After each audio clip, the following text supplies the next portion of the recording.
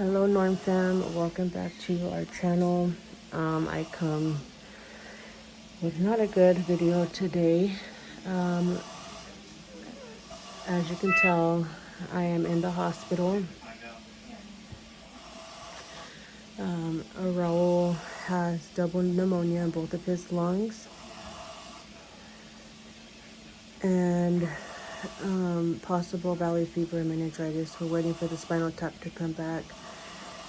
He was having a headache since Monday, and he was okay, but then yesterday I took him to the emergency room. It's like a little urgent care emergency room, and they said that it was just a cold. I knew it was not a cold because he was very lethargic. He wasn't answering. He just was out of it. And so they swabbed his throat yesterday for COVID, but it really made him throw up. Or not for COVID, I'm sorry. They swabbed his throat for strep yesterday.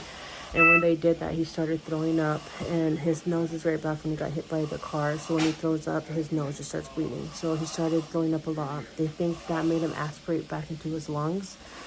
And so I went to work today. He was coughing up blood this morning. I was like, that's a little weird. And then after that, I went to work. I kept calling him. He wasn't answering me. I'm like, something's not right. I go home from my lunch. I went on my lunch break home, and he was so clammy. He was like gray, purple. I threw him in the shower, and I came straight to the hospital. He is in an induced coma. They have tubes down his throat.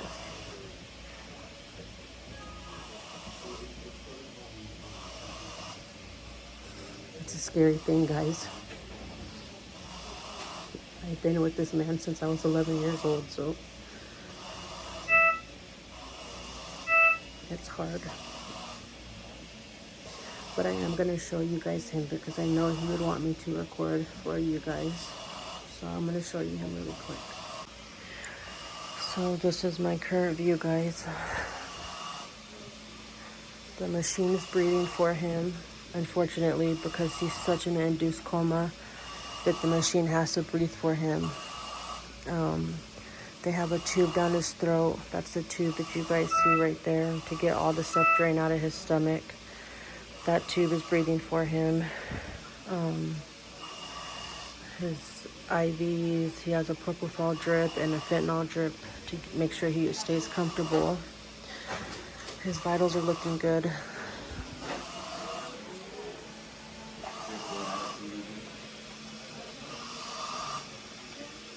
I will keep you guys updated. We're just waiting for the room in the ICU room, guys, and then I'll get back to you. My poor kids are at home. Thank God Olivia's 15, 16 almost, and to take care of her brother. And thank God I have good neighbors that help me. Okay, Norm fam, so the neurological doctor came down here and started to make sure he could wake up, and I shouldn't have done that because he started waking up and started throwing up, and ever since his accident that he had with the bike, his nose bleeds a lot. So anytime he coughs hard, has to throw up, his nose starts bleeding, got blood everywhere. I can't show you because YouTube does not like blood content on there, but I will keep you guys posted again when we go upstairs. He's doing okay. I'll keep you guys posted. Alrighty, Norm fam, we're up in ICU. They have him at the incubator, is breathing for him at 70%. They want him at least at 30 before they could take it out. They have him fully sedated right now. They're gonna do an EEG on his brain just to make sure he didn't have a seizure earlier when I went to work for the 3 hours. And then also an echo just to make sure his heart's okay, it's strong, stuff like that. But yeah, I'm gonna go home, get my laptop changed, hug the kids, and come back. So I will keep you guys posted. Yes. 3D David, 325. Poor baby. I just want to hug him, take the tubes out of him, and just take him home. I just want to talk to him like I always talk his ear off. I hate it, guys. I hate that I can't talk to him. I hate that he won't answer me. Like, you guys gotta understand, he's my best friend. I've been with this man since I was 11 years old. We grew up together. It just sucks. Hug your loved ones, guys. You never know what tomorrow holds. I'll be back checking with you guys in a little bit. Okay, Norm fam. So I went home.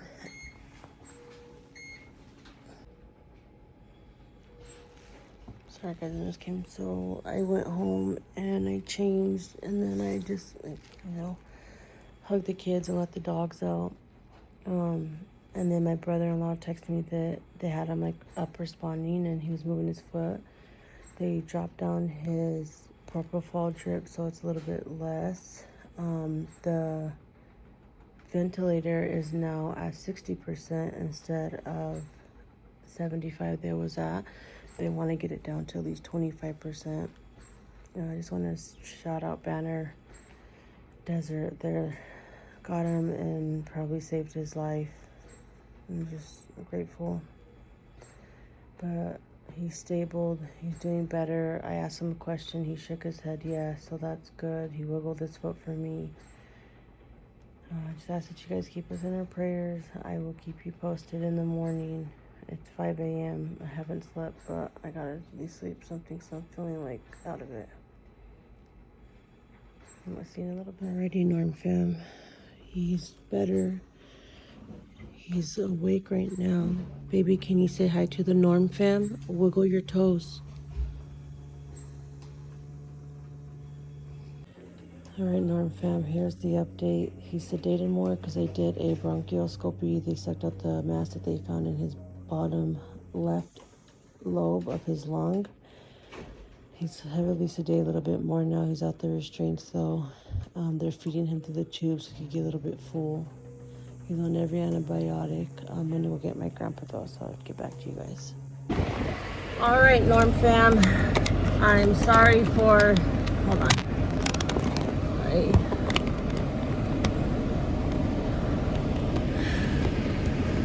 Alright, Norm fam. Sorry for my bouginess, my sweatiness. But I literally have to park like a far away from the D towers because I go like so late back in the night. I did last time, going back early, so I'm gonna probably park back there tonight. But Raul is doing better. Now I can finally explain it and talk a little bit louder about what's going on. So on Monday, well, first, I think Raul has been sick and has not been saying anything to me, which breaks my heart because he knows that me, out of all people, I am very knowledgeable about medical stuff.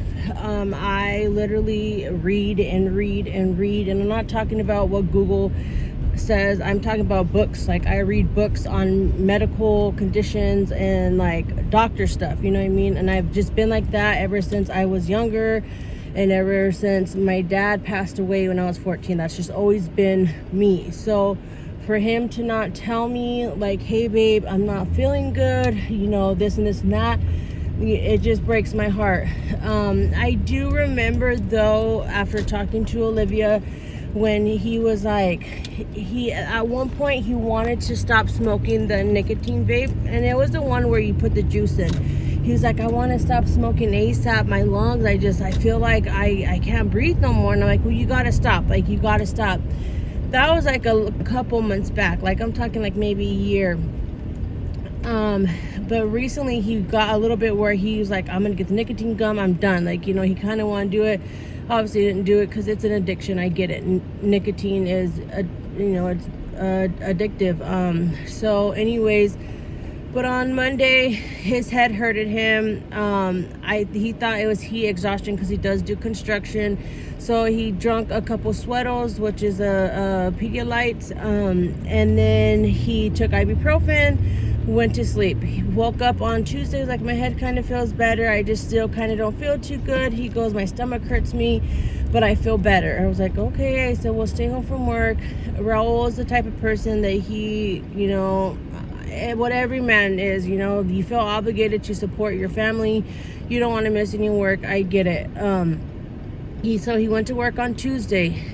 Come Wednesday morning, he's like, oh, I feel like crap. I said, just stay home. Just stay home. He goes, no, I'm gonna go to work. So he kind of was like dragging his feet to get to work. He went to work, came home. Olivia said that she heated him up some pot roast that I have cooked, and he ate. Well, I call him every time I get off of work I always talk to him until I get halfway home. And he was like, babe, my head hurts. I feel bad. I feel horrible. I feel so hot. My head hurts. I'm like, all right, I'm gonna get home and, you know, I'll see what's going on. So I got home and he was hot, you guys. Like, his neck was so red and hot. It was like I could literally have cooked an egg on him and could have fried it. Like, I'm not exaggerating. That's how hot he was. I thought heat exhaustion just because he wasn't coughing. He wasn't telling me that he couldn't breathe, nothing. So I'm thinking heat stroke. You know, severe dehydration from working out in the sun. Took him to Arizona General Dignity Emergency Room. Out here in Arizona, we have like emergency rooms, but like they're urgent care emergency rooms, but where they could do more than an urgent care type of thing. I go to the same one all the time, never have a problem. I took him. I'm like, I don't know if it's heat exhaustion. I said, but I go, he's just not doing good. They checked his blood levels, his electrolytes was good. They're like, no, I'm thinking it's just a cold. But here's the thing. So they swabbed him for COVID, negative. Then they had swabbed him for flu, RSV, negative. They were gonna swab his throat. I'm like, his gag reflex is horrible. I said, you might want to wait. He's gonna throw up. We have to do. I'm like, okay. So she swabbed him once. He was like, what? Like that. And I was like, you guys, like, I'm trying to tell you, I know this man. We have to do this, honey. And I'm like, okay. Next thing you know, and mind you, I forgot to tell you guys this too. Sorry. Mind you, before we got to the hospital, he was already lethargic. And I mean to where I was like, babe, can you hear me? He wouldn't say nothing. I'm like, I need you to answer. I would have to shake him for him to be like, what? So, you know what I mean? That's how I was kind of like, something's not right. So, okay. So now another just little side note. When we're fully alert and awake, our body knows to cough. Our coughing mechanism knows to spit stuff up. Same as if we're throwing up, our body knows, get that stuff out, keep the other good stuff in, or just get it all out. So when you're lethargic or just out of it, your body's not knowing what to do. So there they go, swabbing him the second time. Raul starts throwing up everywhere, you guys, and I mean everywhere. It was like The Exorcist. Worse. And back in 2020, he was in a bike versus vehicle accident. He was on his bike, got hit by a car, and ever since then, if Raul coughs too hard, bends over, he could even laugh too hard, his nose just starts gushing out blood. I don't know what it was. Mind you, he doesn't have insurance, so this has always been an ongoing issue that he feels that he can't get fixed. So when they swabbed his throat, he's throwing up, and I mean throwing up a lot. They were like, okay, you feel better after you've thrown up? And he goes, yeah, a little bit. So we go home. I get up for work Thursday morning. Emiliano gives him tissue, a plastic bag, says, okay, Dad, because he had already spit up, and when he was coughing up, he coughed up blood and phlegm. And I was like thinking to myself, that's weird, like, you know. And I thought, well, maybe it's from the bloody nose, because they did clamp his nose at the hospital to make the blood stop. So obviously you're gonna start swallowing that blood. So I'm thinking maybe it's just, you know, from swallowing the blood. So I'm like, babe, if that keeps up, you know, just call me. He was like, wasn't responding. I'm like, gosh, that's just, you know what I mean? I go to work. I'm calling him from about 8:30 all the way up until about 12. My neighbor has a key to our place. She wasn't home, so she couldn't go check on him. So I'm like, you know what? I'm gonna go check on him. My stomach was just hurting, you guys. I'm like, something's not right. You guys, I get there, and Raul is so gray and pale. His eyes are so sunken in. I was like, what the hell? And so I got him up, I got him in the shower. He was like literally laying on me for me to wash him.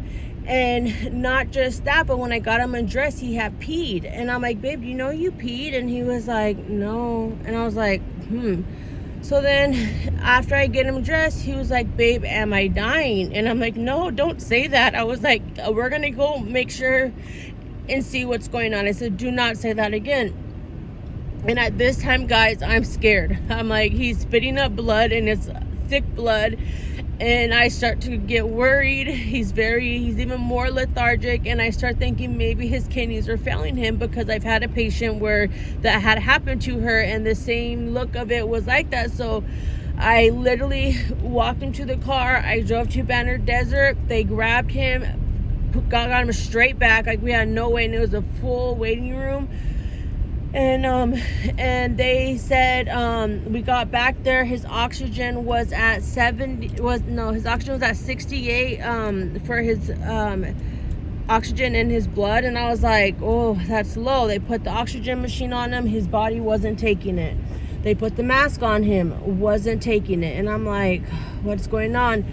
Doctor came in, said, wheel him straight to trauma. Took him straight back to trauma. They had to intubate him. Hold on, guys. Anyways, guys, so they intubated him as soon as we got there. They took him back to trauma. They intubated him because the oxygen, like I said, he was not taking it.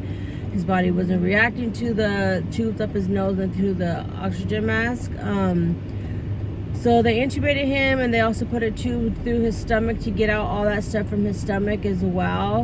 And then he was good. They had him stabled. Well, the neurologist came and make sure, like, hey, can you wiggle, can you move? And he could. Well, it woke him up too much to where he started gagging, and he was in restraint, so he started pulling again, trying to get up. And when like I said, when he starts to strain, his nose starts bleeding. His nose started bleeding, blood started going back in his mouth. It was just horrible.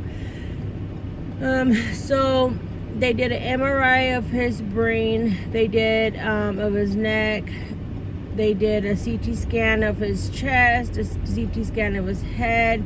They did like 3 chest x-ray, a KUB, like they did a lot. He's been exposed to a lot of radiation, my poor husband. And so the doctor came and was like, hey, I want to, well, okay, so now from downstairs, they told me he has a double pneumonia in both of his lungs.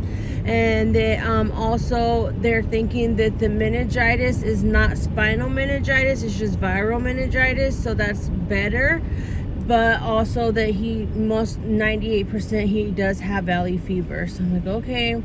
Well, so then they get us upstairs. The doctor comes and talks to me today. He's like, hey, I have a question. When he's sleeping, does he cough a lot? Or when he eats, does he cough a lot? Like I need to, know these things. I said, why? What's the matter? He goes, on his left lower lobe, I found an abscess. And he was like, and it's about a 14 mm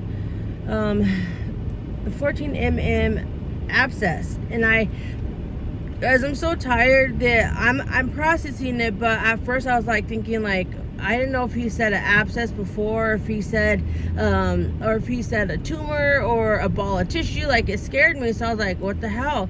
So, I automatically start thinking the C word, and I hate that word. And I'm thinking that, you guys, because my dad, like I said, when I was 14, I had to go through this stuff, and it wasn't like this, but it just scared me, you know what I mean? And so they said they're going to do a bronchioscope to get, I thought I first heard they were going to get that stuff all out of his lungs, but no, they did the bronchioscope to get that abscess drained, and they took that stuff up for testing to see, like what is that abscess? Is it food material? Is it an infection material? Like, what caused that abscess right there?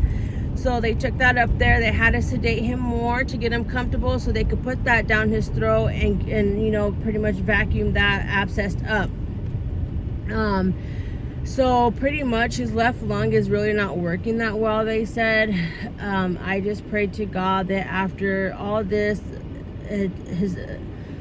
antibiotics, you guys. He's on so much antibiotics. He's on Recyclovir. He's on steroids. He's on diflucan for the valley fever. He's on, I don't know, I can't even think. He's on a whole bunch of antibiotics, you guys, a whole bunch. And it's good because it's going to cover anything possibly that can make him be that way. So if he's, having, meningitis, it's going to fight the meningitis as well, the viral meningitis. They already gave him his dose for the valley fever for the day, stuff like that. So he is doing progress though. They had the ventilator breathing for him at 75%. So that's, that's bad. Like we breathe ourselves 25% alone. They had him breathing, the machine's breathing for him 3 times that amount. So that's not good. His lectin levels were high when he got there. So your lectin levels is a stress on your body. And so he was at like a 5 point something, horrible. They redrew it after they got him comfortable and stuff, and he went down to a 3.1. A normal healthy person is below 2, so that's good. So it's good. He's going down. His blood sugar is a little bit on the high side, but that's okay. So they're giving him insulin, but he's not diabetic, nothing like that. It's because of the steroid. So that's why his blood sugar is a little bit elevated. The contents of his stomach bowel is good. It was green. That's the stuff that you want, to be in there. So that's a good note. So now the respirator is went down from 75 just today, from 75 to 50. So that's awesome. Like that means that mi esposo is making progress. He's trying to breathe on his own. Earlier, you guys seen it. I told him, babe, tell the Norm fam hi. Wiggle your toes. He wiggled them, but then my grandpa called. So sorry, but I'm gonna get him to do it again, guys. I promise. I'm telling you guys, he loves you guys. You guys keep us going. So just keep us in your guys' prayers. The kids do know Emiliano and him are their best friends. Those two are buddies. So he knows daddy's not there. I FaceTimed him. Well, he FaceTimed me actually. He's like, I need to see my dad. I said, babe, I don't think you want to see him. He goes, I need to see my dad. And so I showed him, and he just got quiet. And so I've been putting the phone by his ear so they can hear, the kids are rooting for you, dad, But earlier, he was waking up real slowly, like his eyes were like, going slow. And I was like, can you hear me? And he went like this. And I'm like, okay, good. So I know he knows I'm there. I'm just so happy. But I just want to give a big shout out to the co-workers of Cruz Concrete. You guys are literally keeping me up every day, like my spirit's up. My friends, my mom, big shout out to my mom, my grandparents, my sister, my Nina. It's good to know that my husband's loved. Guys, it's crazy because I've been in the medical field for over 14 years, and it's like so scary when you think like, I'm a very strong person, especially when it comes to medical stuff. I'm very strong. And one of our family members yesterday was like, Nicole, you're so like calm. And I'm like, I'm dying inside. I'm like, I'm not calm. I said, but I'm not worried because I know that my husband's a strong fighter. I know he'll pull through for us, and I'm just, the news that I'm getting, I'm dissecting it to know that it's not deadly. Fingers crossed until we get back those results. But I know that my God is a mighty God, you know what I mean? And I know he got us. And what's crazy, guys, is that when my daddy was here, when my papa was here, we used to collect pennies and quarters all the time. Before he got back to his ICU room, and I'm going to insert the picture, there was a penny heads up. And my dad always told me, you never pick up pennies face down. And so it was heads up, and I immediately just got the chills and started crying. I was like, I know my papa's here. I know he's going to help him, bring him home to us, and okay. But anyways, guys, I just pulled up to the house. I'm gonna get the kids settled. Like I said, she's 15. almost 16. She got some cover. Chapo, he has a game today. I just got to get him ready in there. But yeah, guys, it's been a crazy couple days, and Raul's not going to be getting out till probably Monday, praying Monday, if not Tuesday. So yeah, guys, I will keep you guys posted. I'll let you guys know when I get back there. On real quick, he's awake and blinking. Can you say hi to the Norm fam? Can you wiggle your toes to tell them hi? Wiggle your toes and tell the Norm fam hi. Can you squeeze my hand? I don't know, guys. A bug. Oh, he was listening to me when he heard his daughter's voice. His eyes opened up real quick, but now he's not really responding to me much. Can you wiggle your toes, baby, to tell us hi? There he goes, guys. There he goes. He's fighting, guys. He's fighting to get home to us. He'll get home to us, and none of this will ever happen again. Good morning, Norm Pam. So far, Raul's doing better today. The doctors came in and said that if he keeps progressing doing what he's doing, they're going to put the ventilator to CPAP mode, but the respiratory just went in there. It was like, hey, he's breathing on his own right now. Like, I want to do the CPAP today. So they said that if he keeps doing good like he's doing, then possibly they could start pulling the ventilator out maybe later on tonight. So I am like so happy, you guys. It's the best news ever. He was trying to talk and he went like that, like for water, and I go, baby, you can't have water, and he started crying. So he's doing good, you guys. You guys' prayers are healing him, so just keep praying, and I will get back to you later on. I love you guys. All right, Norm fam, I'm back in the room. Here's a big difference from what I showed you guys earlier. Like, there he is. He's still a little druggy, guys, but... Oh my gosh, hello, Captain.